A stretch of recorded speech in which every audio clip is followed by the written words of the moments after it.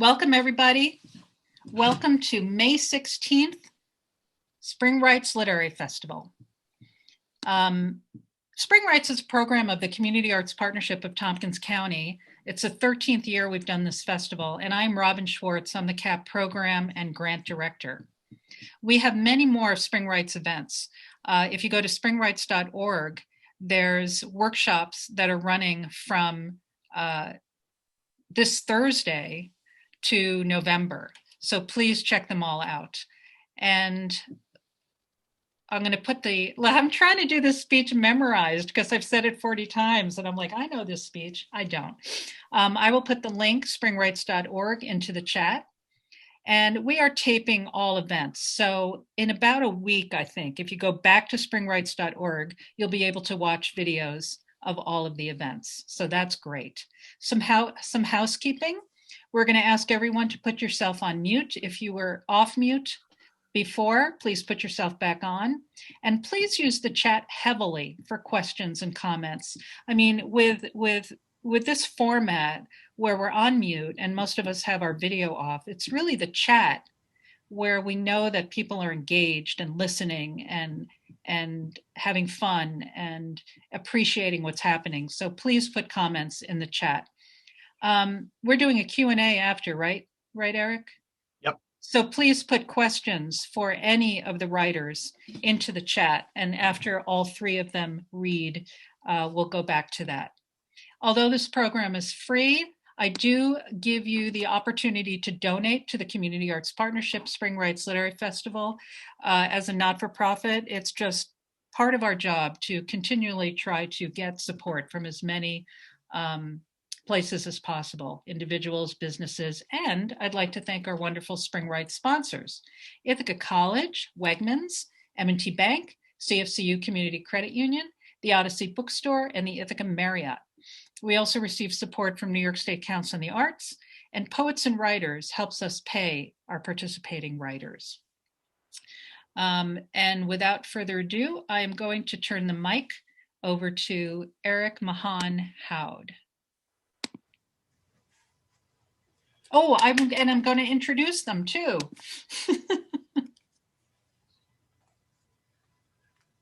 Give me 1 second. I'm so sorry. I was babbling away. Okie dokie.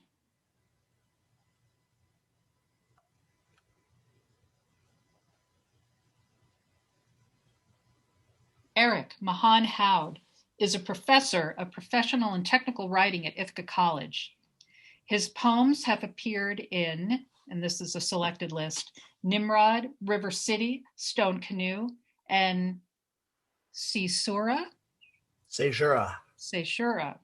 Eric's poem, Mycology, won the 2018 Switchback Poetry Award from the University of San Francisco. Universal Monsters, his fifth collection of poems, is forthcoming from the Orchard Street Press. Thank you, Robin. And thank you for all you do, Robin, and to CAP and to Tompkins County as well.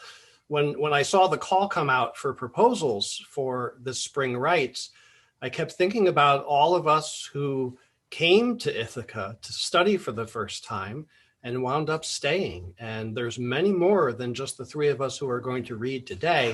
And hopefully we can hear more voices in future Spring Writes. I'll start off with the poem Mycology that Robin just referenced. Mycology. The man creeping behind my tongue is an angry man. He sounds like me, rusted, like a busted garden gate that aches to be used. Like me, but older, a Tony grown into Anthony, a Scooter grown into Scott, a regret grown into grief. I hide him in memories like that blind date in Fall Creek, a wannabe punk who lived through Paramount Pictures, wore black and white fishnets, gripped the back of my neck and reeled me into her painted face to eat me like a pie contest. a messy kiss, so hard, and a tongue so eager it vined through the back of my neck, waved at the stoned Goths on the couch, watching us, watching Cat in Breakfast at Tiffany's, watching us. The man creeping behind my tongue intercepts words as they form, passes them down to gastric juices and T-bows a victory stance to the language rising from hydrochloric acid, like a skeleton in the pit of a William Castle film. Words on an invisible wire, like confidence, battered, worthy, stripped of meat and muscle, looking for effect by someone out of shot. She made me her instrument, kept one Horus eye open, and her white-out nails latched onto my thigh, a tense moment of exchange between lips. She, Waji, the papyrus-colored one, sucking ink from a cobra composing in an orifice, undulating, hypnotizing and charming me to do anything that is asked of me. The woman creeping behind my tongue punches my uvula when I unbox my childhood, makes laboring sounds with repetitive jabs, a prize fighter practicing revision with one fist tucked behind her pregnant belly. I hide her in extended metaphors like her tongue writhed in my throat and licked the bitterness from my palate, waved goodbye to the Goths and dove, determined, to my guts, lapped up all vocabulary, slurped at sinking etymologies, and grew and grew and grew, cordyceps unilateralis on an ant, changing identity, leaving important organs to sustain and feed the spore until it bursts alphabets over my fruiting body.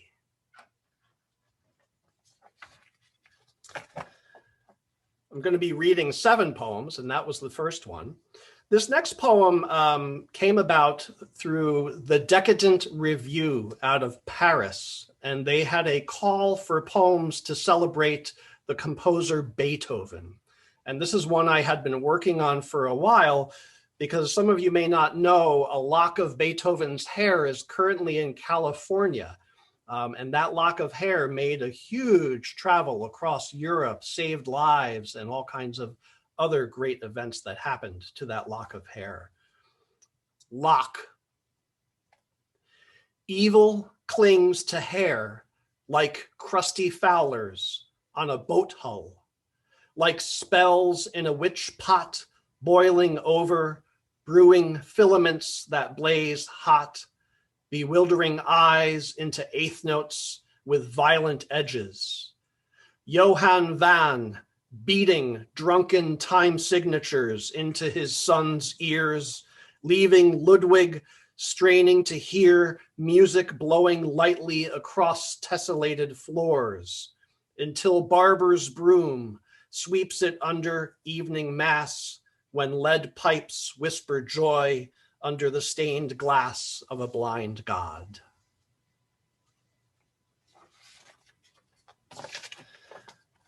Now, I mentioned Fall Creek in the first poem. The next few poems are going to be dealing a bit with the poems that were written within the pandemic and within our home here on South Hill. Catherine and I love to do exercises with tarot cards where we'll pull a tarot and just randomly write based on the image that's in that tarot card that we drew. And this came out of that. Fences. The crow has brought me here to this place beyond the garden, to the edge of land we call home, where a golden gate blocks the path to morning stars, mountain silhouettes, and a river that flows with every blue between thirst and spring. I follow where gifts are left for me, where black beaks promise shines under full moon beyond the pain of sleepless nights, turning over and over above me like dark wings, circling the light fading in the center of my eyes.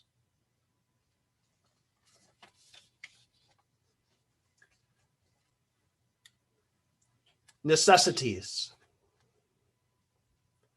Monsters push from behind, reach in front of us with arms tattooed with winged skulls and veined-colored steampunked gears.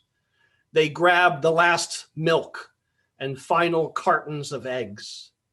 They pay somber cashiers gold coins with stars etched into both sides and leave without anyone seeing. We turn aisles, tense, and smile unseen behind masks sewn by a neighbor, a nurse skilled in the ways of making fine chocolates for the neighborhood, dark ones with spices from Mexico, left in small round tins, touchless on our front porch steps.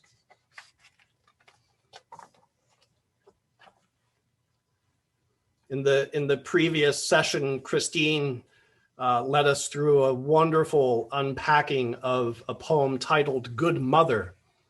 Here's another poem with the title Good Mother.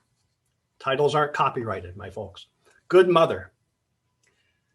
She brings worms to her young after rainstorms, defends the nest against the old man on a ladder leaning into leaf-full gutters. We call her Lady J when she cocks her head at us from the empty feeder.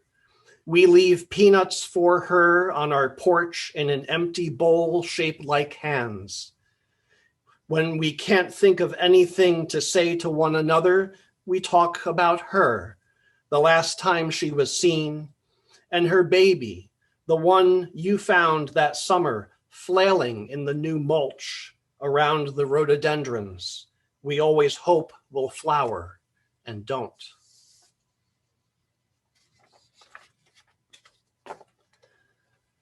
This poem is about our back patio, and it's called Putting Together the Patio Swing. I don't complain about the time it will take to construct or how the box won't fit into the back of my car, how our hands will need to hold it in place as we drive up the hill to the home we have made together after our children have moved out. You chose this to be the reality of your cash gift from the college for years of giving to their mission. You picked it out because of its comfort and shade, especially because it matched the browns and tans of our facade.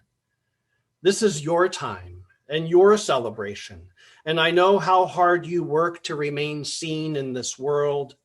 This recognition I willingly piece together for you. The directions are clear, the tools are small, but as I work through the afternoon, I think about death, how someday this furniture will be removed to make way for something new. I am silent as I tighten joints and balance crossbars by myself. You stay near, clearing winter from pots of earth. We don't talk about the pain of our aging bodies anymore. When this swing is done, we will sit with wine and quietly regard what still needs repair. And lastly, since we are in Ithaca, New York, I thought it would be suitable to read a poem about another Ithacan, or Ithacan, if you want to put it that way, the great Odysseus. Catherine and I had the wonderful opportunity to go to Greece and actually go to Ithaca, the island. We actually left in Ithaca times on the island of Ithaca. And this poem is called The Dream of Odysseus. I listen to the wind from year to year. Familiar faces haunt me through these days of singing through the storms. I silence fear as boats drift toward the invisible pier and masts keep time above my weary haze. I listen to the wind from year to year. Though lean times stalk me from the past, I near the shore after suffering the delays of singing through the storms. I silence fear and gather the frayed sails of my career as the Minotaur dreams in Minos's maze. I listen to the wind from year to year. Grace and fortune have kept my home sincere, and loving you has shown me all the ways of singing through the storms. I silence fear as the rudder cuts the water. I steer clear of dark horizons, recite a phrase. I listen to the wind from year to year. I sing through storms. I silence fear. Thank you all very much. Thank you so much, Eric. And again, remember, if you had any things or thoughts while Eric was reading or questions, please put them in the chat. Next is Bridget. And Bridget, I want you to know that I just looked up how to pronounce 3 words that were in your bio. Oh, I'm so sorry, Robin. This is a learning experience for me. Bridget Meeds, well, you can correct me when I'm done. Bridgette Meads lives near the banks of 6 Mile Creek in Ithaca, New York, which flows to Cayuga Lake. Once, she lived on a cliff above the Irish Sea and later near banks on the Logan River in Belfast. She grew up on Getty's Brook in Fairmount, New York, which empties into Onondaga Lake, her polluted umphalos. Is that correct? It was pretty close. Omphalos. Umphalos. Greek for the navel. Okay. Hi, everyone. And thank you to Eric for organizing this reading. It's really sweet to be part of a reading remembering what brought me to Ithaca. And so I'm going to read first an old poem. Eric read a Fall Creek poem, so I'm going to read a Fall Creek poem. This poem's 25 years old, but I find it to be still really relevant. Election Day at the Fall Creek Fire Station. We stand patiently in line this evening in the empty fire barn while the machine registers my neighbor's vote with a shuddering thumb. Outside, a fireman lowers the flag. I am tempted to step into the boots that line the walls or shrug on a sooty coat, but they are huge and I am small, no match for the brave volunteers of Company 7 who've had a terrible few weeks of pulling 2 more jumpers from the gorge. They are Ithaca's spectacular failures, the ones who launched themselves off bridges, drunken, lurching, broken-winged birds.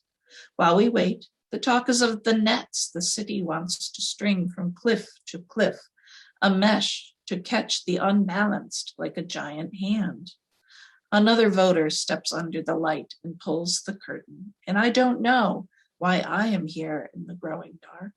I'm no good American, have no car or television. I don't believe in life insurance, and in truth, I know little more about these candidates than names and a hunch of their place on a scale from wrong to right. It is a childlike leap of faith to think that this one gesture absolves what we owe to those with whom we live. But I am here anyway, drawn to this station by guilt or vague anachronistic honor, watching the street light on the engine outside, embarrassed, jaded, distracted, and enamored with the glint. And they did install those nets, you might remember. I'm going to switch now to newer poems, and this is a very Ithaca story. I actually don't know the poet Sarah Jeffries, but I think some of you do know her personally. But this poem is dedicated to Sarah. So somebody should introduce me to her so I can give her this poem.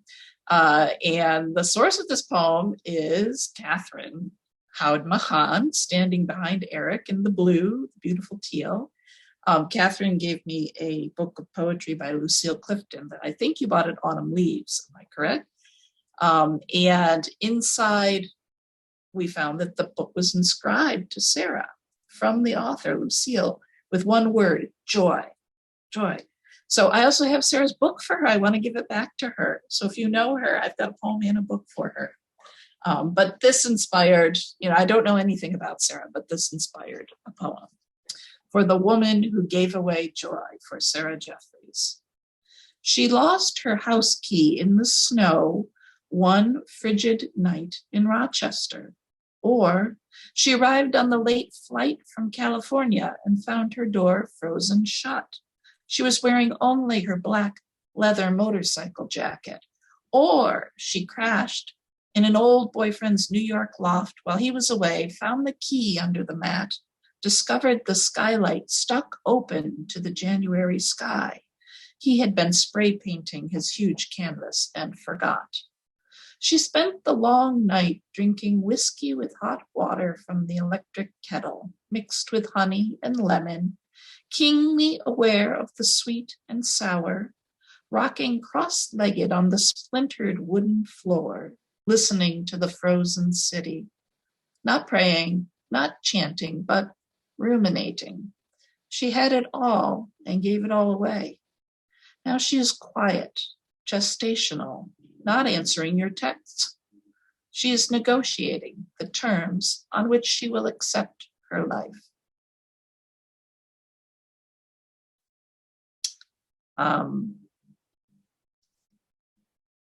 And this poem is about, in a very oblique way, about a woman who went to Ithaca College with me and was a friend and is a friend. Her third cancer. If your only words are, how are you? I say, I am in the kettle of hawks gliding above at sunset, my feathers shining. If your only words are, I'm tired, I say, I wake at 5 a.m. unbidden, eyes opening into the dark, halfway into a thought. If your only words are, here is your charge, I say, she is glistening, vibrant, crazy, wonderful, dying and hectic, brilliant, swimming naked in the reservoir. And that's a real Ithaca poem, isn't it? With people swimming naked in the reservoir. This is not an Ithaca poem, except that I wrote it in Ithaca. And it's set in May. So there we go. And in the title is the name of a city in Mongolia, Ulaanbaatar, where a friend in Ithaca moved to, which was the only reason Ulaanbaatar was brought to my attention. I'm Ulaanbaatar. It's May. I'm out of register. It's the cherry blossoms. I'm quick and dirty. I need some means restriction, a mistake seen from afar. Maybe it's the lilacs. I'm mindful sex. I'm back of the envelope. I'm pearl square. I'm a baby near a boiling kettle, a tiger on a calendar. Could it be the apple tree? I'm instamatic. I'm back of the house. I'm your city's lake. There's restless agora within me, boundless. I'm street antibiotic. I'm Ulaanbaatar. It's May ferns forcing the forest floor. I'm an epidemic alphabet. I'm your rabbit, the wind, the rain, the newly opened window.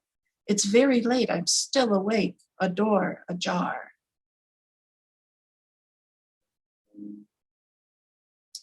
And the next poem, which you can't see, is a prose poem.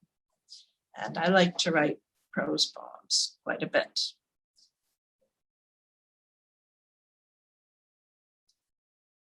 And again, it's a spring poem. We've segued from Ithaca poems to spring poems, I think. Mint leaves. The trees are tossing their long green hair in the wind, flirting with the sky. Mint tea on a hot spring day brings salt to my skin. I am beset by goodbyes, stamping my feet like a small girl, refusing to say farewell. The bride in her traveling suit leans against her new husband. Goodbye to her white gloves and clutch. Goodbye to the fine china I should have kept. Goodbye to the photo in the cheap gold frame. I have been left so often in June. I know the difference between those I will see again and those I won't. The mint will overtake the garden, if allowed. The trees will stay rooted, despite their attempts to fly. The crows, in their baccalaureate robes, cackle at me from the branches. Ceasing never wonders. Leave has been taken of me, and I am still here. See, the one under the waterfall, blurred behind its veil. Ah, that makes it an Ithaca poem, a waterfall. Two more poems. This poem is an elegy for the local poet Peggy Billings, who passed away. Well, it's all before pandemic or after pandemic at this point, but before the pandemic began. Peggy was a very good friend of mine, and this is an elegy for her. It's called Elegy for a Dangerous Woman. It's August, and I have harvested the garlic, pruned the raspberry canes, eaten the tender summer squash and tart blackberries. The lettuce has bolted. I've abandoned the garden to deer, kale, and weeds, preferring to sit on the porch with a gin and tonic, watching the industry of wasps, the lazy cat sprawled on the hot sidewalk. We once talked about the difference between nostalgia and what you called dangerous memory, between sweet evocation of feeling and memories which inform ethics, animate action, and like your Christian memory of the suffering Jesus, and how it powered your long and busy life. I'm awash in nostalgia for you, but the light has started to change. The leaves yellow, the shadows lengthen, and my memory of you sharpens each day I am not with you.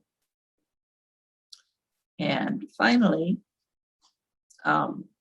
I too have done the exercise with Catherine where you pull a card from the tarot deck. In fact, I did one this morning. This poem was not written this morning, but this was written last summer. And I have found during the pandemic that my desire or impetus to make sense has decreased, and my tolerance of mystery and nuance and illusion has increased in my poetry. Stop making sense. Who said that to us in the 80s? David Byrne, right? So here I am stopping making sense, but it's making sense in a different way.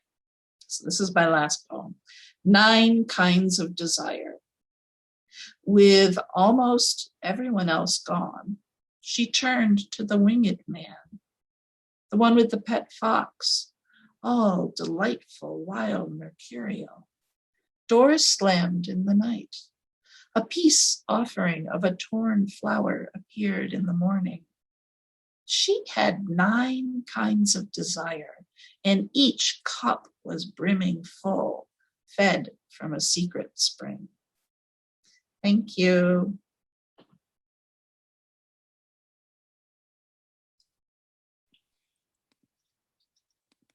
Thank you, Bridget. I have a question that I'm going to put in the chat for after Nicole reads about what is a prose poem. So next is Nicole Basta. I'm going to highlight her.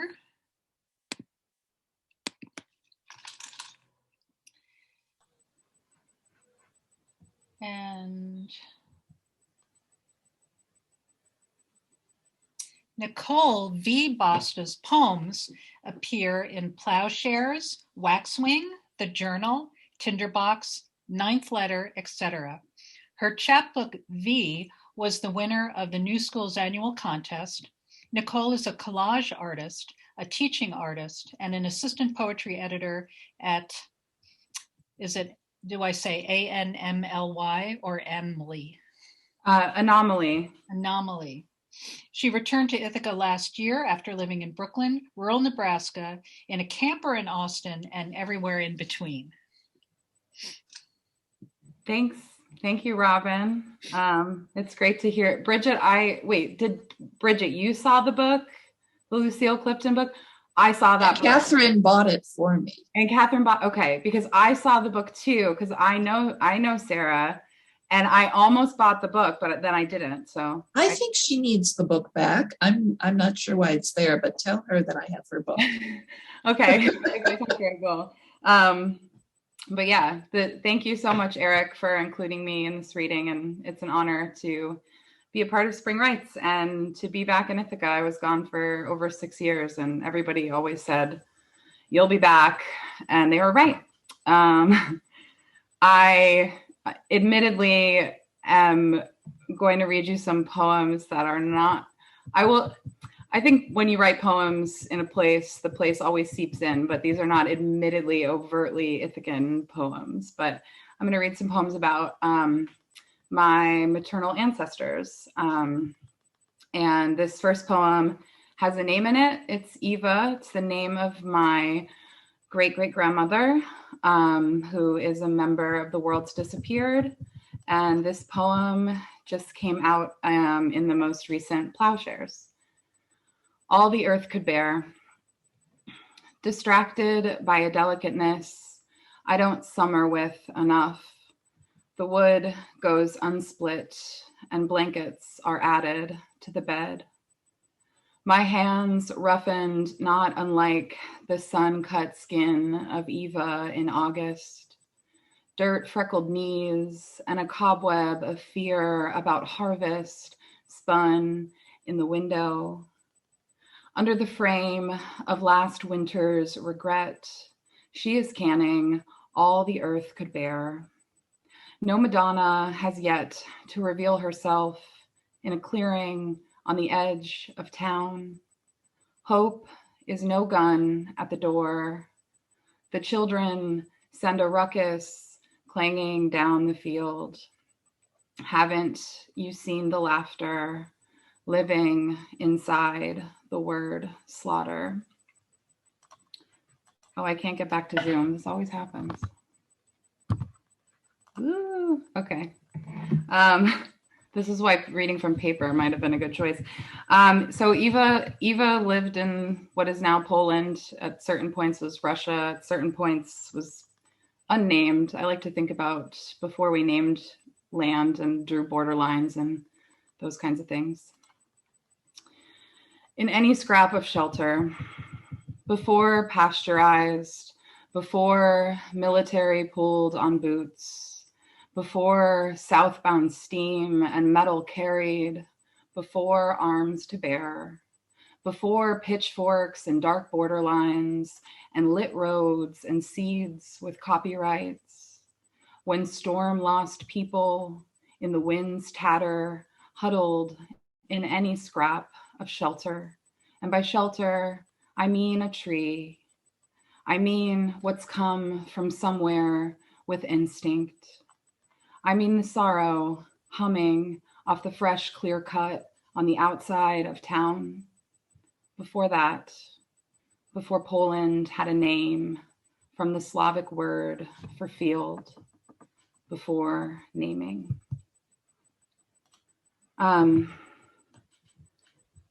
Yeah, when I found out that the Slavic word for field was Poland, I was like, I knew I was on the right track with these poems, because before this, I was writing a long series of poems called The Next Field Over, and spending a lot of time in rural Nebraska. And I woke up one day and I just knew that I had to write poems about my ancestors. And my friend Rob is in this Zoom, and Rob was definitely there that day when I woke up and wrote this poem. So, hey, Rob. It's called What is Wicked Waits. Climbing to the peak of the slumped roof farmhouse, Eva, leaky, peel shingle, gutter of sprout, with one foot in the tatter that will again be called Poland, The other in the west, only her daughter will know.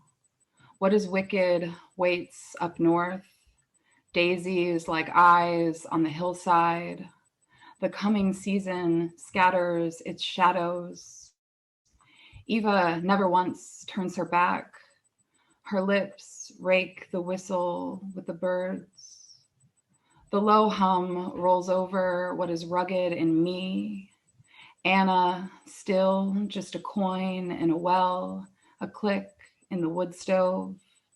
Once the roof is sealed, the sound flees.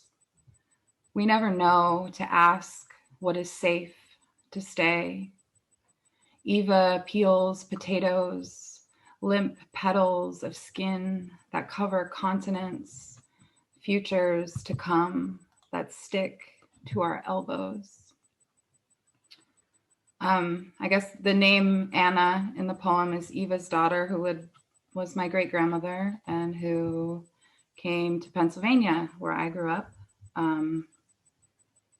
Yeah, there's birds in that poem. There's going to be birds in this poem.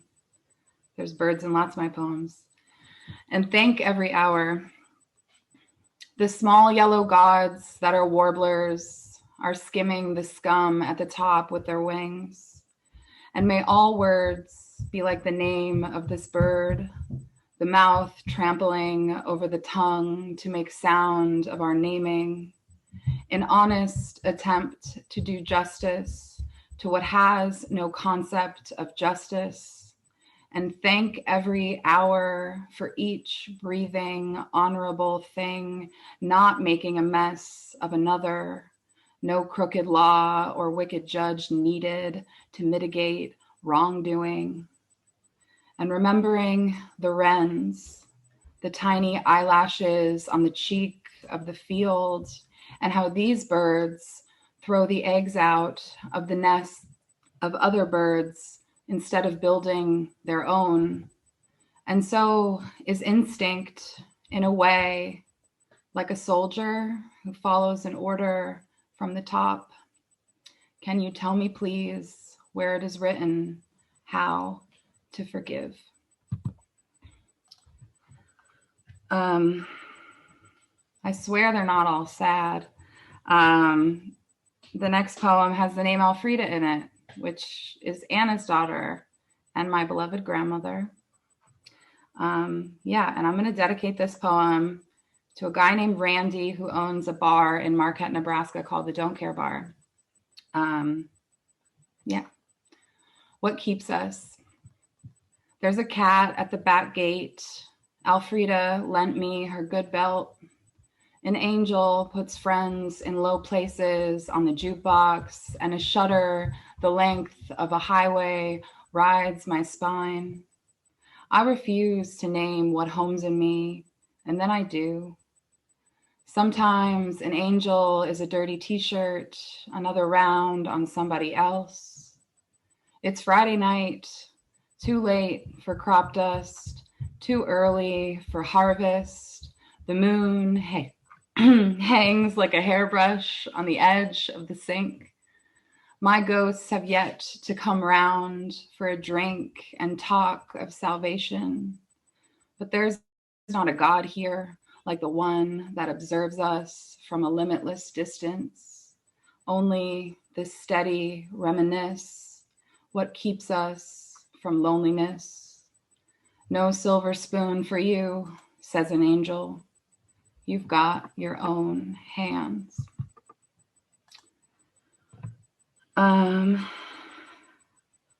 It's funny what sticks when you meet people.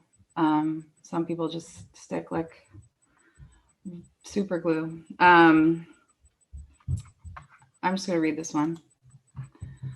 Older than woven. Curve, I want it out of me. Horizon of pink machines. Shadow, other people's grief. I take the marrow and paint the door. Ask, pass over this place. I choke up flags and furniture, stretch them out in the sun. Catnap of the not mine. The word empathy is a boot on the low back of an ancestor. My spine curved, face down, the dirt, a window to before my mothering, wilder eyes flower in the reflection of a spoon, rows of their socks pinned to the empire, older than woven, these fingernails are beds for what once were their mouths, biting down to hold against the wind. Wildness, the dead skin giving, lives. I'm going to read one more poem. Thanks for listening and being here. I think I saw Liz and Tessa and Rob and Vicky and my mom and dad. So thanks, guys. I love y'all so much. And yeah, thanks for putting this together, Eric, and Catherine for always being my biggest poet cheerleader. And yeah, what should I say about this poem? This poem,